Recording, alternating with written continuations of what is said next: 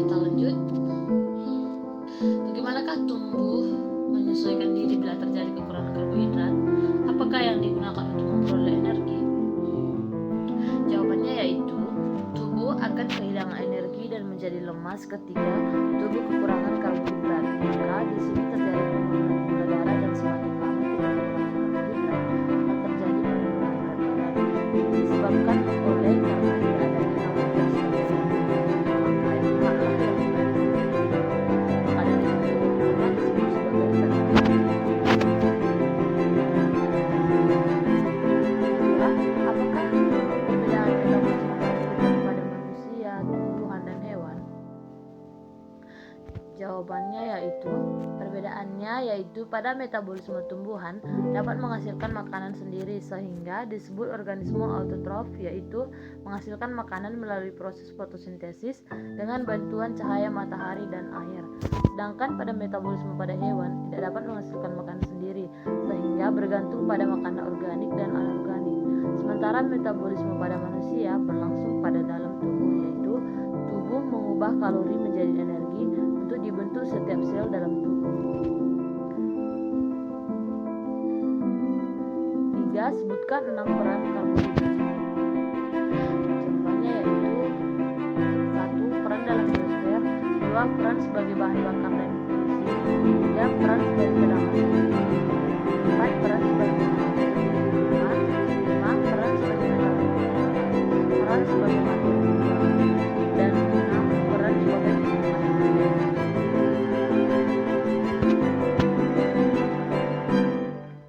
4. Jelaskan pengelompokan karbohidrat berdasarkan kemampuan tubuh manusia untuk mencernanya.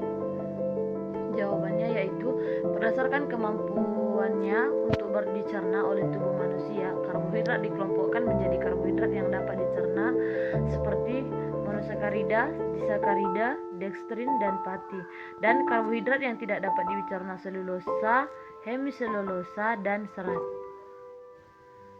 5. Mengapa lemak tidak jenuh lebih cepat teroksidasi atau menghasilkan bau tengik daripada lemak jenuh? Jawabannya yaitu karena semakin tidak jenuh asam lemaknya akan semakin cepat teroksidasi.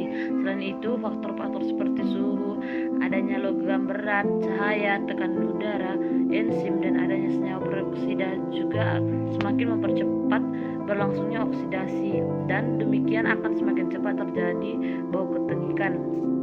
Berlangsungnya proses oksidasi tersebut dapat diamati dengan beberapa cara, salah satunya dengan mengamati jumlah senyawa hasil penyerapan senyawa peroksida atau asam, alkohol, ester, aldehid, keton, dan sebagainya.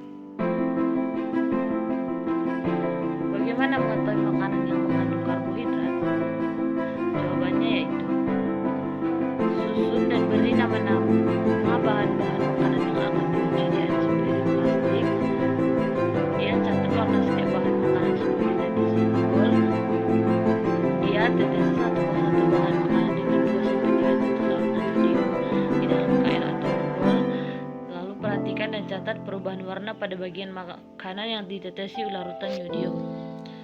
Dan 4. Catatlah bahan yang diuji manakah yang menunjukkan warna ungu atau biru setelah ditetesi larutan yodium. 7.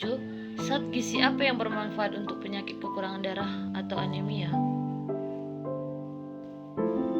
Jawabannya itu 1. Zat besi. Untuk mencukupi kebutuhan zat besi, Anda dianjurkan makanan daging merah seperti daging sapi, daging kambing, hati, dan ginjal sapi, kandung telur, serta kacang-kacangan. Sayuran berdaun gelap juga mengandung banyak zat besi seperti bayam, kangkung, dan sawi. Kedua yaitu vitamin B12. Konsumsi makanan seperti vitamin B12 sangat dianjurkan demi membantu menambah jumlah sel darah merah dalam tubuh. Daging merah, daging unggas, ikan, telur, susu, dan keju merupakan beberapa bahan makanan yang bisa jadi pilihan.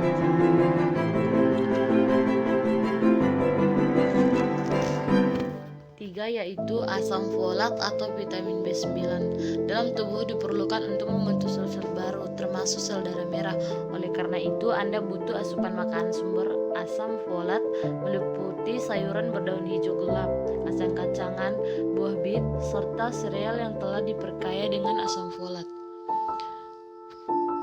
4. Yaitu vitamin A. Tidak hanya berfungsi untuk menjaga kesehatan mata, ternyata makanan yang kaya vitamin A seperti sayuran dengan daun hijau gelap, ubi jalar, labu, wortel, paprika merah, dan semangka bermanfaat untuk mengatasi anemia. Sumber makanan tersebut ampuh untuk menambah jumlah produksi sel darah merah dalam tubuh. 8. Apa perbedaan monosakarida, disakarida, dan polisakarida? Jawabannya yaitu monosakarida ialah zat yang mereduksi yang disebabkan karena adanya gugus karbonil.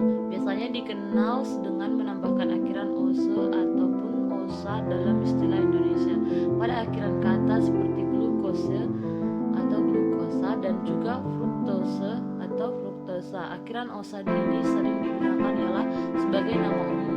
Selain itu juga penggolongan monosakarida tersebut tergantung pada jumlah atom oksigen yang terdapat di dalam sel.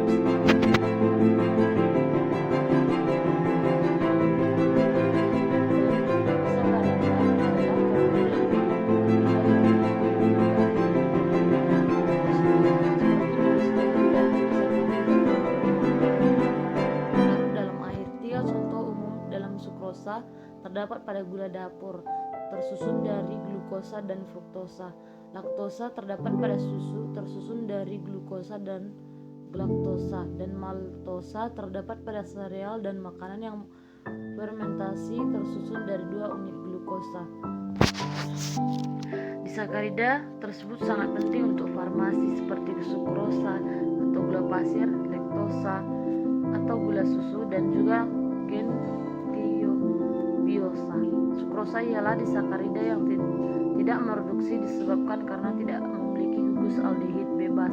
Sukrosa tersebut ialah satu-satunya disakarida banyak terdapat pada tanaman air, batang tebu, sari, buah-buahan, dan juga tanaman lain.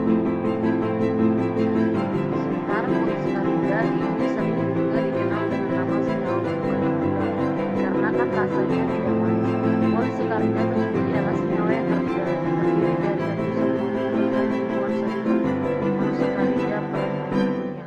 Seperti pada disakarida, satu-satuan polisakarida tersebut saling berhubungan satu dengan lain secara glikosidik dan juga dapat dipecah dengan cara hidrolisis.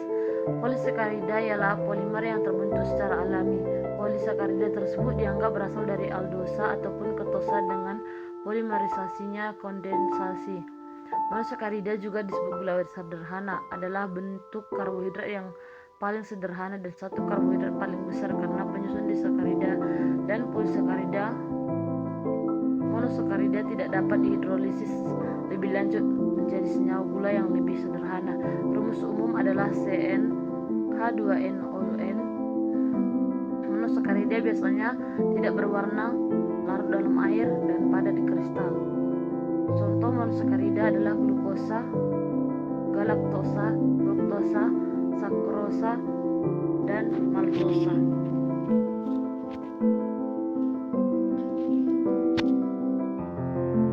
9. Apa perbedaan aldosa dan ketosa?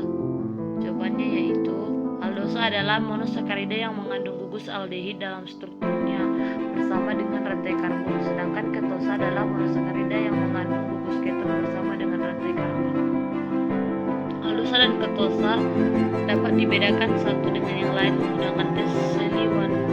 Dengan aldosa bereaksi dengan kecepatan lambat dan menghasilkan warna merah muda, sedangkan ketosa bereaksi dengan senyawa kristal bernama resorcinol dan menghasilkan warna kemerahan gelap. Gula pereduksi adalah gula yang dapat bertindak sebagai reduktor karena memiliki gugus aldehid bebas atau gugus keton bebas. Dengan jenis gula ketosis semacam itu dapat mengisomerisasi ke dalam aldosa ketika gugus karbonil hadir di bagian akhir molekul. 10. Lalu sebutkan salah satu karbohidrat yang paling banyak diproduksi. Jawabannya yaitu karbohidrat yang paling banyak diproduksi adalah selulosa. Para ilmuwan memperkirakan bahwa lemak lebih dari 1 triliun ton selulosa disintesis oleh tumbuhan tiap tahunnya. Sekian dari video saya ucapkan terima kasih.